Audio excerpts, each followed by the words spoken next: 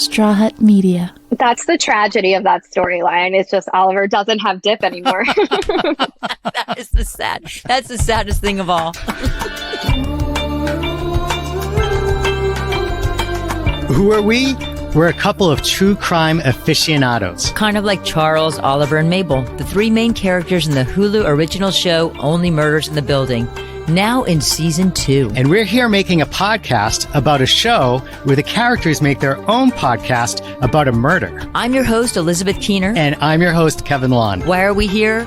To solve a murder. And to try to figure out who the killer is before it all is revealed in the season finale. We may not be in the Arconia ourselves, but we'll get some inside information from members of the cast and crew and clues to help us piece it all together. Today we'll be talking to the writers of episode 4, Valentina Garza and Rachel Berger, as well as Zoe Coletti, who plays the only person cooler than Mabel Mora, Lucy. Plus, we'll hear more from showrunner and co-creator Jayne Houdyshell. We'll talk about Nina Lynn as a suspect and the writing process for that intense elevator scene between Teddy and Oliver. We'll explore the secret passageways of the Arconia and learn some cool Gen Z slang. As of now, we've seen the first 4 episodes, so listeners, beware.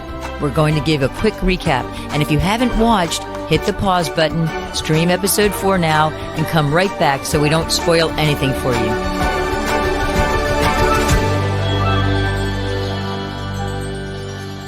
Episode 4, Here's Looking at You. We finally meet Lucy. She surprises Charles in his trailer on the Brazos set. Teddy Demas is back from prison with an ankle bracelet, and Oliver runs into him in the elevator. Teddy is holding a big grudge. The trio meets Lucy back at Charles's apartment. Charles gets ready to make his signature omelet, and Lucy grabs a bloody knife from the knife block. It's the murder weapon. And it's Oliver's missing knife. And now it has Lucy's fingerprints on it. And Howard Morris shows up. He says Nina Lynn punched him the night of Bunny's murder and gave him his black eye. He thinks she's the one who killed Bunny. And Lucy shows the trio the secret door in Charles's bathroom. And of course they go in. Oliver goes to spy on Teddy to see what he's plotting, but ends up witnessing an emotional argument between Theo and Teddy. They see Nina Lynn with her partner. He says that Bunny had to go. And they see her plans for a giant space pod thing on top of the Arconia. They're convinced Nina is the killer and they go to confront her with her microphone. But Nina goes into labor. And she's no longer a suspect. Mabel asks Lucy why she really came back to the Arconia, and we learn that she was in the walls the night of Bunny's murder. She saw a person in a mask with a flashlight. And they sneezed or coughed. Lucy was feet away from Bunny's killer. Yes, and then Charles sends her home to Connecticut. Then we finally see who's behind the unknown number that's been calling him. It's Jan. Hello, Charles. I've missed you. So this episode was co-written by 2 amazing writers. You might remember Rachel Berger from last season on the pod. She started as a writer's assistant and then ended up co-writing the season 1 finale with Jayne Houdyshell. Hi, nice to see you again. This season, Rachel was paired with Valentina Garza, who's worked on some pretty big shows like The Simpsons and Jane the Virgin. I mean, it was very exciting. I didn't really have a context for what the show was when I jumped in. Season 1 hadn't aired. Here's Valentina. But I read the pilot and I was like, oh my God, I love this. And it may sound kind of crazy to say this about a show that's about murder, but I was like, this is the most joyful script I've read in a long time. And I think I was writing like a lot of really heavy stuff, and I was kind of processing a lot of the heaviness of like being at home and in the pandemic, and a lot of like the George Floyd of it and all of the crazy intense things that like as a nation we were kind of processing. And I was writing into that, like, so I was in a very like heavy, dark, emotional space. And then I read the script and I was like, oh my God, this is so joyful. This murder is so relaxing. all these killings, they're so great. Finally, a breather. Yeah. It was like an optimistic, like, I don't know, like finding some levity and humor even in the darkness, I think. Valentina was hired for season 2 as a consulting producer and was ready to put her genre-bending experience to work. And that really is one of the things that attracted me to the show, just coming from the very specific writing background that I had, which is like, I've worked on a lot of different genres and I've worked on a lot of genre smash shows. So I feel like that was one of the things that was really exciting to me, is like, oh, we get to do comedy and we get to do like a mystery and a thriller, and it can be dark sometimes, but it's also like super fun and poppy and visual and all of those things. So that's what's really fun. Speaking of Poppy, that was my guess on episode 1 and 2. I love that you guys do that. Only Murders has always been a Zoom writer's room. So the traditional methods for outlining and writing a show, think note cards stuck to a wall and whiteboards that get moved around, don't really apply. The challenge of Zoom is that you don't have like all of those resources.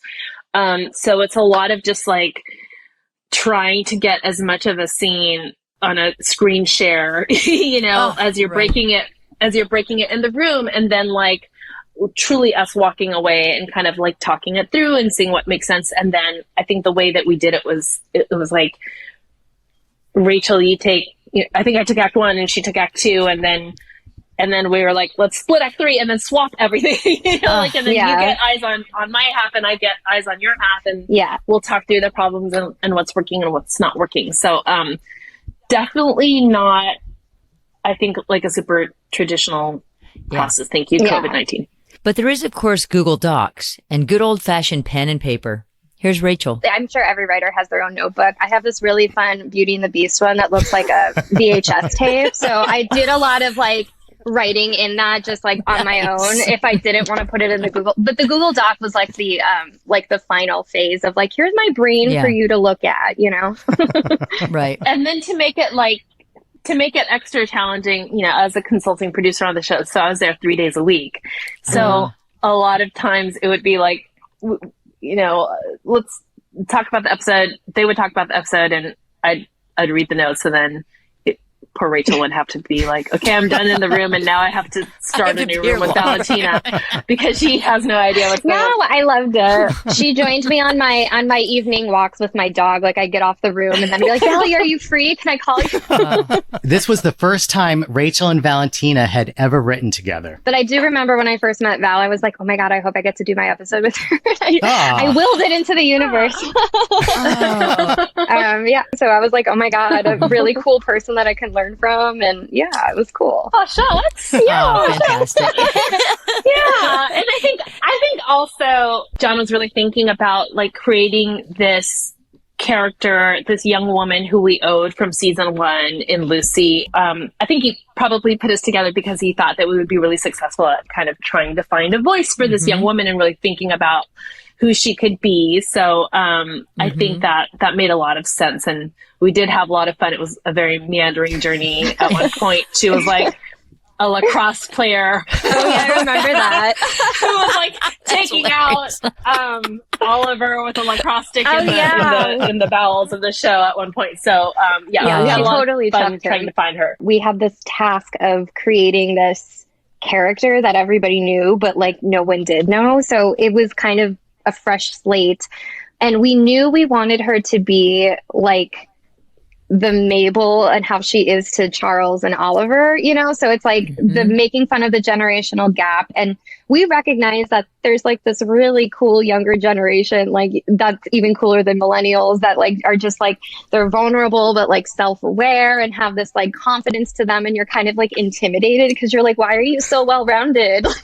And we knew that like that was the vibe we wanted to bring to life. And there was a lot of like trying to figure out the balance with her. Anyway, you are so lucky. It's probably like so easy for you to get like Xannies and Klonopin and stuff. I prayed to the 100 Gex Tree to get a real diagnosis, but my mom, she like hates big pharma, so. Guys, is the adult business concluded, please? I'll give you $200. But we did go into it having kind of an idea of like her personality. And it was really fun crafting like her backstory in a sense. And I think you get some good juicy stuff in episode 4. And it was a lot of fun. Yeah, because we actually noticed it did seem like to Lucy, Mabel seemed like a Charles and Oliver to her. Yeah. Right? She has to explain things. Yeah. Oh, can you explain to us what is BET? Oh, Bet. The Bet text. Yeah, the text the text that Charles got from Lucy. To be honest with you, I don't necessarily know. I feel like, Valley, your kids might say, I know that, like, I know you guys it's totally kid speak. Yeah, and you guys talked to Noah Levine, and that was like his pitch, and he was like, really, like, this is what kids are saying, and we're like, that must be true. So my kids are saying that. One of our producers explained Bet to us, and I'm going to try to do my best to relay the explanation to you now. Okay. So think of Bet as an affirmative. It's an agreement. You could swap it with for sure pretty easily. So you want to grab some breakfast? Bet. Do you like dogs? Bet. Are you going to do the dishes? Bet. Get it now? Bet? Yeah, we wanted Mabel to feel intimidated, which she's already cool. So the fact that, like, how do you make a character cooler than her? Enter Lucy. Oh, yeah. And this young whippersnapper comes up and puts her in her place. Yeah. And speaking of young whippersnappers. That's kind of creepy. Like, there's a child running through your walls. You don't know how long Lucy's been living in there. This is Zoe Margaret Coletti, who plays Lucy. She talked to us from New Jersey. All of my family is home, like, for the first time in a million years. So we're all just at home enjoying the summer. The only time in New Jersey that it's actually nice to be here is when it's lovely and sunny. So she's a real live Gen Zer. She's even on TikTok. And so we wanted to know how much of her own life she brought to Lucy. they wrote such a phenomenal character. So there wasn't like a ton I feel like I had to do for Lucy that they hadn't already added, just because all of their character work for their writing is just awesome. But I think one of the, most fun things for me to get to play with is just that kind of dynamic between not only, Lucy and Charles, but also Lucy and Mabel, which I know, like, people have talked about before. But, the whole aspect of Mabel being the one to make, Oliver and Charles feel so old. Mabel's world is kind of shattered when somebody comes in and makes Mabel feel old. So that was a dynamic that was super, super fun. The writers did a great job of, like, hitting it on the head with, like, the young, like, Gen Z slang as well. And it was a really collaborative process. They were really great if, I had any ideas or, it was just a really, like, welcoming kind of process. If hearing all Lucy's slang made you feel old, don't feel too bad. Even Zoe didn't get everything. I understand, like, I want to say, like, 99% of the things that my character says. There was a few things that I had to Google, like the 100 gex tree. I had no idea what that was. Like, I had to Google that, like, back when I did my tape, because I was like, I can't remember, to be honest with you. It's still a question mark. It's still a question mark. Lucy knows, I do not know. We separate the two, because she is not me. We are separate people. She is cooler than me, apparently, because I don't know. I'm a little bit older than Lucy, so, it makes sense that she, like, knows some more stuff than I do, but it's making me feel really old, because I'm not that old. We Googled the 100 gex tree, too, and honestly, we're still confused. If any of you listeners want to enlighten us, we welcome the help. Back when Zoe was about Lucy's age, she watched season 1 of Only Murders in the Building and loved it. So I watched it after it had come out, so I didn't realize that they kind of formatted it, releasing it, even though it's on the streaming platform, kind of releasing episodes per week, which now with this season, I'm like so angry. I'm like shaking my fist at them because I don't want to have to wait. I'm like, what's the point of it being on a streaming platform if they're not going to give it to me all at once? I am a hardcore binge watcher. And at the time, she had no idea she'd have the opportunity to audition for the part of Lucy, but she did. She was in Sweden with her boyfriend, also a TikToker. So I just, filmed a few of the scenes and sent them off into the usual black hole that you send all your auditions into. And one of the nice ones that you actually hear something back from, and they had me do another tape where they gave me, like, my gosh, I don't know how many. It was like almost, I think, all of my scenes from episode 4. And they're like, we need it crazy enough by tomorrow. You don't have to be completely off book with the lines, but we need it by tomorrow. And I was like, okay. You're like, it's already tomorrow in Sweden. I'm like, I don't know what you mean. But yeah, so I then like super quickly turned it around, got the scenes. I did go off book because I don't love doing scenes when I have to read the lines, just because I feel like it makes it harder to actually pay attention to the scene. But I managed to learn like 20 pages of the scenes and sent it off to them. And then I ended up finding out I got the job like within the week. It was all like super, super quick. Production started pretty quickly. And when Zoe got to set, she was working with legends. First of all, Steve and Marty, they are like the funniest people on the entire planet, which obviously everyone knows, but like getting the opportunity to just be around them when they're just kind of hanging out, it's absurd how hilarious they are just all the time.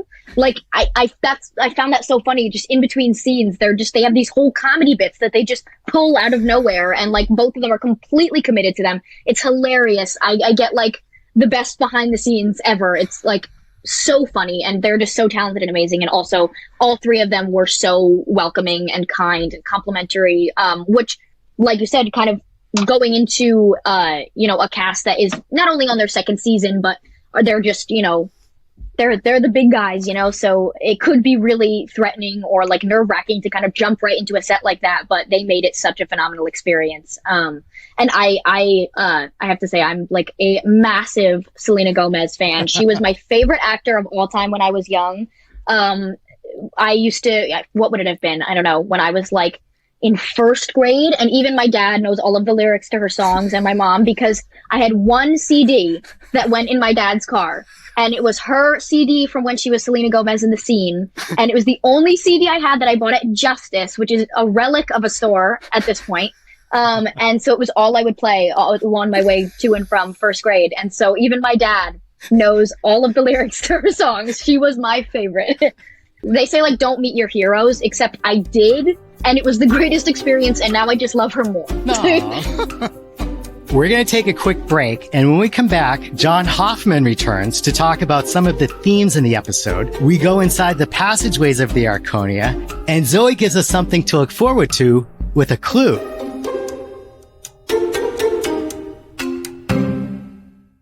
At some point in the room, there was some conversation of like, when we see Teddy for the first time, like, it would be really cool if like you just see the ankle bracelet, right? Sticking out of the elevator. And we always kind of felt like that was the first moment. And it was such a great like sight gag. And then, it becomes a very classic Only Murders in the Building, really uncomfortable ride up the elevator, We're back with Valentina and Rachel, co-writers of episode 4, discussing some of the key scenes of the episode. Come in. Teddy, I'll just get another one. Oh, don't be silly. I insist. Okay. How are you? I'm good.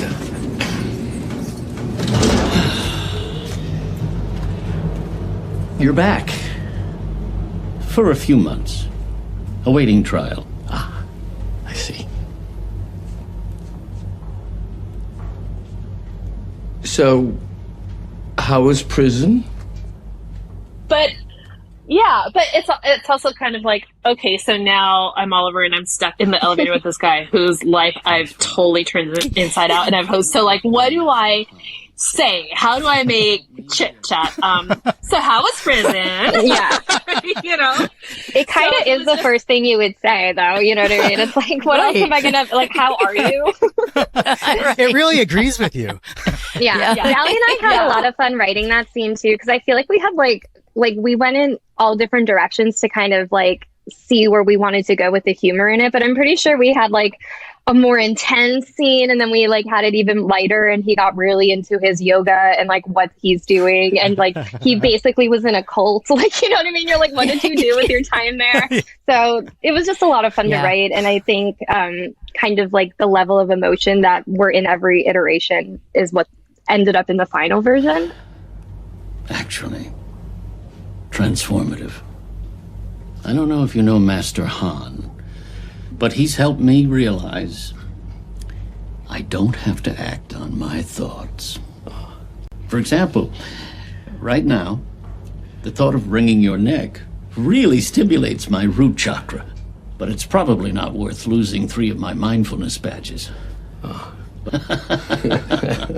That's good. Yeah, and I think we also just love the idea of like him trying so hard to find his zen and not have murderous thoughts, but all he wants to do is like kill him, like right then and there. Yeah. And I'm also kind of like, I'm like a shameless like I will walk an extra half mile just to get like that badge on my app. You know? So I thought it was kind of funny that he's like, I'm going to stay zen because I want that badge. You know? I don't want to fall out of the league. No. Exactly. It's me. Well, I guess I'll see you around. Oh, definitely. Because I'm going to fuck you, Oliver. Excuse me? I'm going to fuck you. I'm not sure when or how quite yet, but I'm going to fuck you. Hard. Harder than you've ever been fucked before. In a way you won't see coming. Until one day, you'll slip your nubby little fingers into one of my dips you love so much and realize you're choking. Choking on a big, heaping bowl of fuck.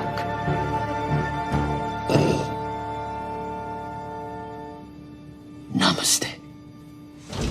That threat that Teddy gives Oliver in that elevator is one of my favorite moments, and I'm waiting for it. You know, please tell me, you know, where are we going with this? Here is showrunner and co-creator Jayne Houdyshell. Oh, and Nathan was brilliant in that scene, I thought. Both of them were. I thought, you know, it just is taught throughout that whole scene.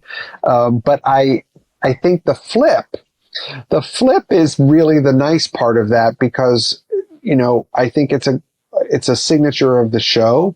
Just when you think, you know, where this story might be going, even within this one episode, we flip it and it points right back to Oliver's relationship with his own son. And we're telling Oliver's story in that moment where he's sure Teddy is out to, you know, F him.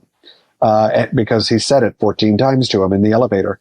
And so he's on defense and he's ready to go and he's ready to take on the offense when he finds these passageways and he goes after him, and then boom, it all flips.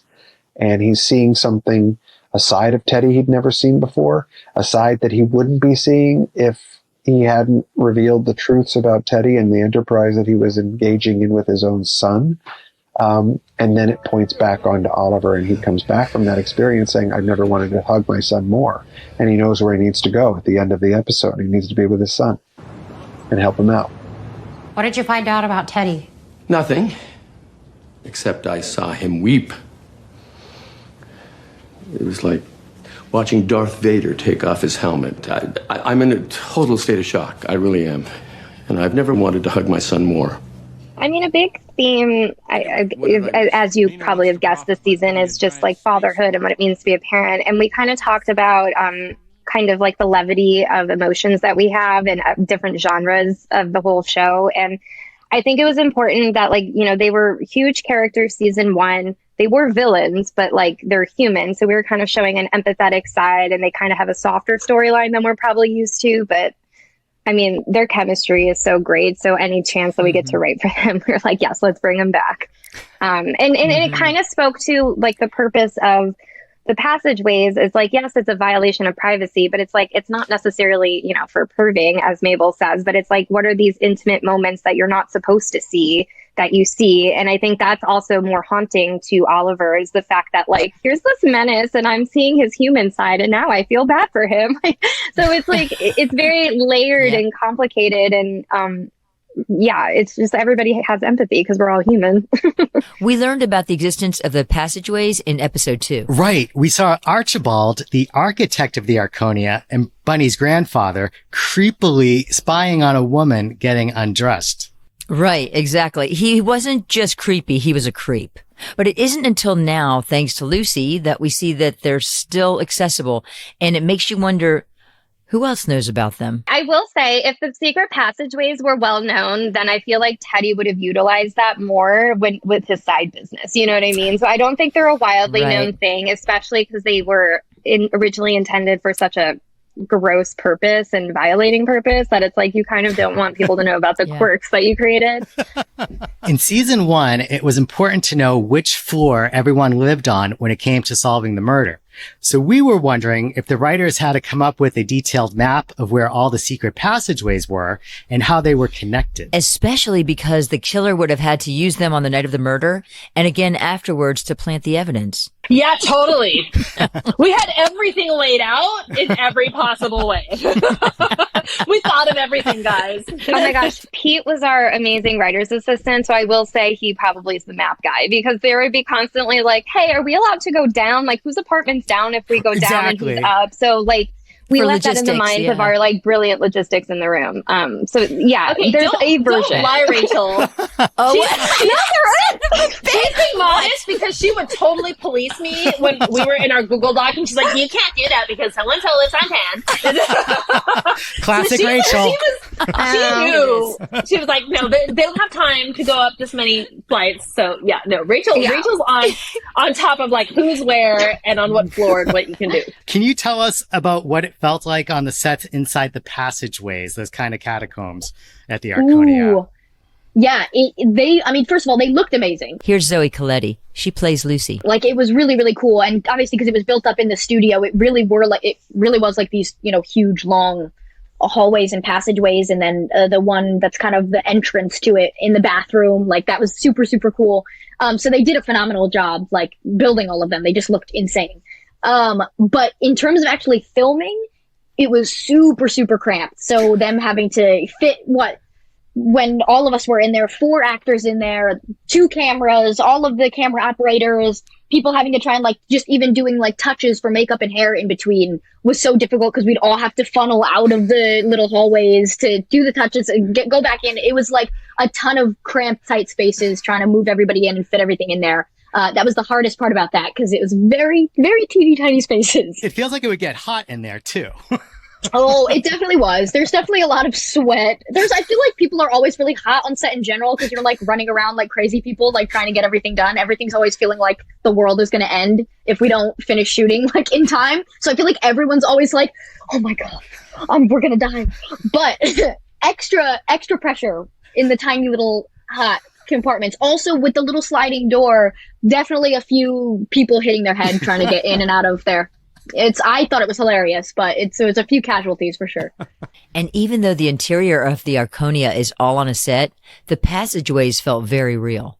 A lot of the passageways were connected. So, like, the entrance one just had a tiny little, like, nub of a passageway at the end of it. But all of the other ones are connected. So, like, the little entranceway is the only one that was separate. Otherwise, they were all intertwined. They had to label all of, like, the entrances and exits. Be like, oh, the actors are going to meet at exit B. Like, they were all labeled, so we knew. But it wasn't too big. I know, yeah. I would have been the one to get lost for sure. And it's, like, pretty much most of my scenes are in there. So What Charles and Mabel see while they're spying on Nina Lynn in the secret passageways cements her in their minds as a key suspect. But it's actually Howard Morris who's the first to accuse her. I was not truthful about the way I obtained my injury the night of Bunny's death. Nina Lynn punched me. She is violent, and after backstabbing Bunny, I think she might have front stabbed her too. She will cut a bitch. You can use that in the podcast. Why would Nina punch Howard in the face? What are you all looking at? Because Nina is a bitch, and she will cut a bitch. I feel like there might have been another cut where we went deeper into that, but it might be revealed later. So I feel like we can't really say stuff about it. Yeah. Okay. I'm gonna make nice try, KK. here. Nice try. Nice try. I mean, also, I'm just gonna say, like, Say it.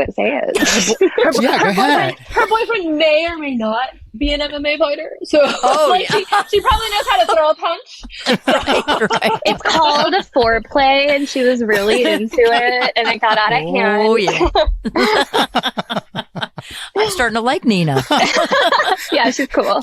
But by the end of the episode, even though she is looking guiltier and guiltier, we think it's safe to say that Nina's no longer a suspect. I mean, I think that you can never count anybody out. So we're gonna go on the journey, and you can never assume that anyone is off the board until episode 10. And for the conspiracy theorists who thought maybe Nina had been faking her pregnancy, which I did, we have confirmation that she was indeed preggo. Well, I can confirm she really was pregnant. Her water really did break. That wasn't a gimmick. And another key piece of evidence pops up in this episode. Oh, the bloody knife. Obviously, it makes them look guilty for having the murder weapon, like in their apartment. But for Mabel, who presumably has never touched it, it's actually like proof of her innocence, right? Yeah. So it creates like an interesting conflict between, all of the players. Like, what are we going to do with this? What does it mean? And it's also just like, how did this get in here? Yeah. And is this about like us being framed, or is this about us being toyed with? Right. And now Oliver's involved, which he's been like, I'm not a part of this, but now he is. That's right. Now all three of them are implicated in Bunny's murder. It was Mabel's knitting needle, and obviously the stabbing happened in her apartment. The painting shows up in Charles's apartment, and now this knife. But it's Oliver's knife, so now he's a suspect too. And then, of course, it also just, like, it involves Lucy all of a sudden. It's like, oh my God, now she's implicated in this whole thing, and she's not a part of this, and we don't want her to be a part of this, all the suspects. Damn it, now she's a part of this. So it creates like a really interesting complex cluster. And right before Lucy pulled that bloody knife out of the block, we get to hear Charles's hit song, Angel in Flip Flops. Oh, yeah. All the way at the top at number 83 in Germany. Walking all alone with my past in front of me. Lonely as a man with nowhere to go. Looking for the woman that the songs all promised me. Yeah, it definitely came from the brilliant mind of our EP, Kirker Butler. And I don't remember exactly, like, I think he just like went on a pitching thing and he was like, guys, this is going to happen. And Steve was all about it. And he would pop in on Zoom and be like, guys, I'm so sorry, but I just thought of this part. And he would like sing on his banjo a little part of it. Oh my God. And then we were like, oh my God, this is amazing. He'd be like, okay, I'm so sorry. We're like, no, play more. Yeah. Oh, I loved it. Pitter Potter. Yeah. So I feel such a funny title. That's kind of what we were saying about like, you think of things and you don't necessarily know where they're going to land in the episode. So I kind of felt bad that like it landed in ours when it was like from his brilliant mind, but like it is the most delightful thing. Good God, how much money have you made from this? I made about $200,000 a year. Yeah, you're gonna be okay. Okay, big finish. Loving a man like me. Peanut butter. Steve wanted to make sure he was singing on the correct key, so we'd play it like before we would start, right just before they would say action, so that he could get the key, of course, because, he's brilliant, so he needed to listen to his own song. Here's Zoe talking about what it was like to shoot that scene. It was honestly such a hilarious song, and it did help the scene. It did help it to be able to actually have it playing just before. They couldn't do it every time because, for sound purposes, having it over all of the dialogue and stuff. But I couldn't get enough of it. I loved it. How many times do you think you heard it? Because we played it before every single take, and there's so many angles and so many takes for each angle. I mean, I feel like we're looking in nearly 100 times, I think. Not the whole song, but a decent bit, for sure. And then it'd be ingrained in your head later that night when you're trying to go to sleep. For all eternity. I went to sleep hearing it. I woke up hearing it. It's just for an eternal loop. Thanks, Steve. Yeah, God, geez, thanks. At the beginning of the episode, we see Charles and young Lucy singing the song, and we get a little more of the history of their father-daughter dynamic. Yeah, Charles clearly felt like a father to Lucy. But when his relationship with Lucy's mom ended, he thought he had to give it all up. And while he's thrilled to have Lucy back in his life, there are some complications. When they finally have their heart-to-heart, it feels really sweet. It was really, really nice to finally get a text from you, but 8 years is that's a really long time. I'm sorry. I didn't know I was allowed. Your mom said no contact. Well, you're allowed. Okay. See, this is why out of the 5 dads that I have had, you are by far my favorite. I'll take that. It was one of my favorite scenes to film, honestly, from the whole season. And for me, it was really cool because, obviously by nature, the show is a comedy. So being a part of some of those more emotional or sad scenes in the show, having that be kind of one of the things that I got to bring to it was really cool for me, especially with so many great actors and great directors around me. But I think it's a really, really important part of Lucy and Charles' relationship, and it was kind of the elephant in the room. So I think it was kind of inevitable that they had, a more genuine conversation about everything that's happened, and getting to see that side of Lucy and also getting to see that side of Charles, I think is something that's really sweet and much needed from all of the kind of discussion, all of the omelet making that comes from Charles in the first season. I think it's closure for their relationship, but it's also an opening for a fresh start for them. After their heart-to-heart, Charles sends Lucy home to Connecticut, but we have a feeling that it's not the last we'll be seeing of her.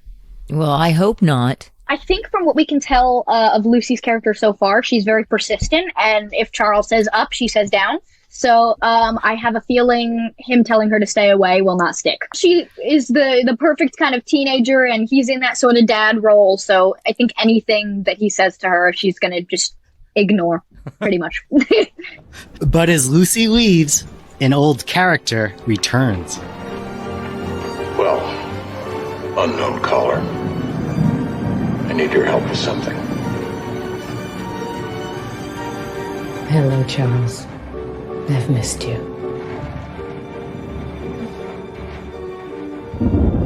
We are so delighted by Silence of the Lambs, Jan, and she's just even more, now that she's like exposed as to her true colors, she's just like really leads into that. It's so fun.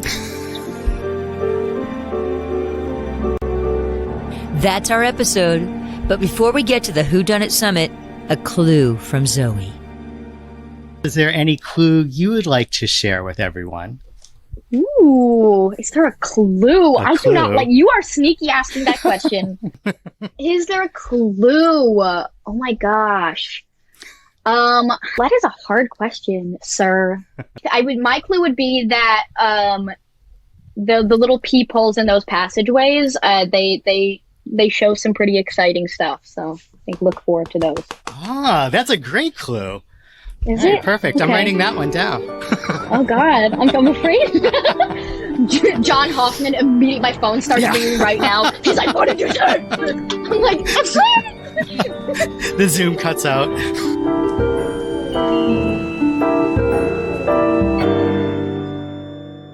Alrighty, KK. Yes, Keener, is it time?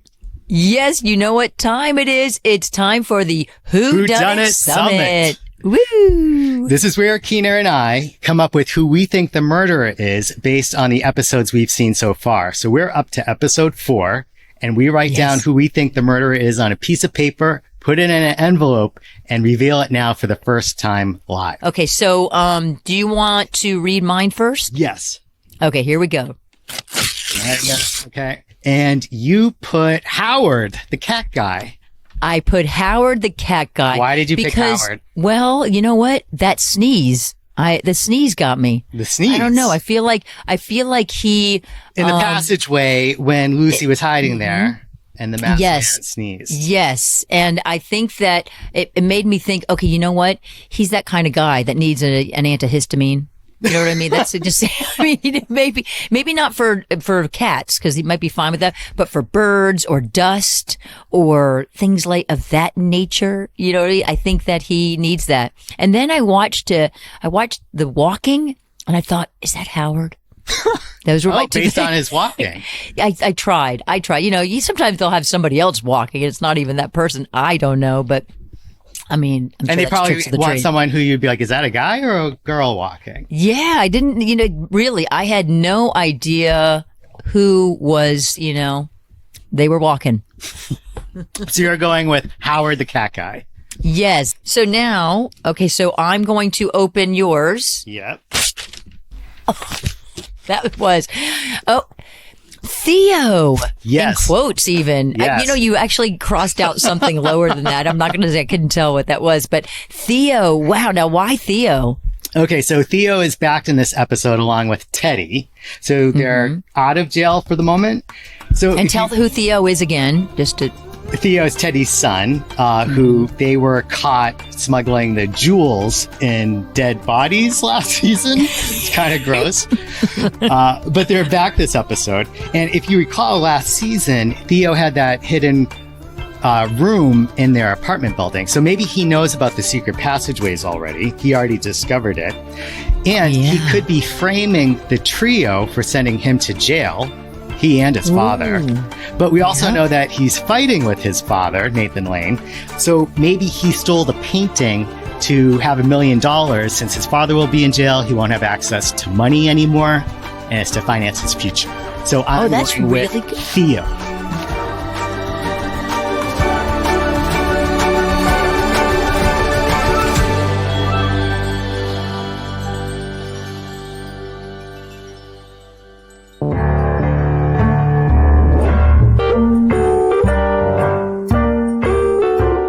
Thanks for listening to Season 2, Episode 4 of Only Murders in the Pod. Our inbox is open again, so please send over your thoughts and theories to onlymurders@strawhutmedia.com.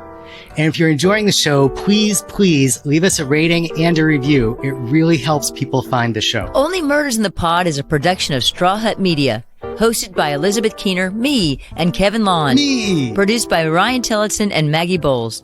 Associate producer is Stephen Markley.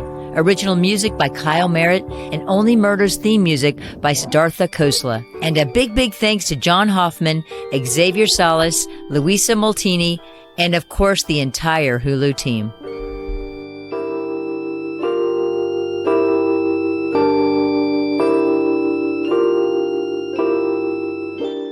Thank you, everyone who sends any kind of emails in, fan mail, with your theories, your thoughts, your ideas. We appreciate them all. We got a lot this week. Right?